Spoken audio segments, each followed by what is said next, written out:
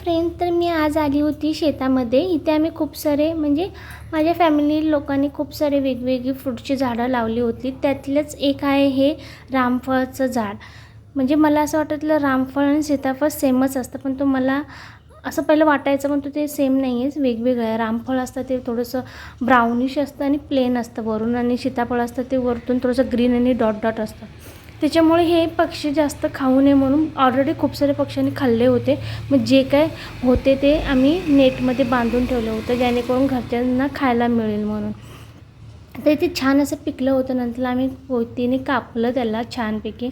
Actually ते कापायच्या अगोदरच ते हातामध्ये आलेलं, आणि दिसायला तर खूप छान दिसत, पण असं वरतून दिसत होतं असं ब्राउनी ब्राउनी, पण तो आतून एकदम छान दिसत होतं, व्हाईट आणि एकदम सॉफ्ट आणि खायला एकदम गोड. म्हणजे असं पहिल्यांदा मी खाल्लं, पण मला याची चव खूप आवडली. म्हणजे मी सीताफळ खाल्लं होतं, टेस्ट घेतली होती, पण एवढं मला आवडत नव्हतं, पण हे मला खूप आवडलं खायला चवीदार. म्हणजे म्हणतात ना एकदम छान फ्रेश नॅचरली. तर आमच्या शेतातले पहिलं फ्रूट होतं, म्हणजे मी खाल्लं, तर मी दुसऱ्यांना पण खायला घातलं. आणि कसा वाटला व्हिडिओ सांगायला विसरू नका. पुढच्या व्हिडिओमध्ये भेटू. Thanks for watching.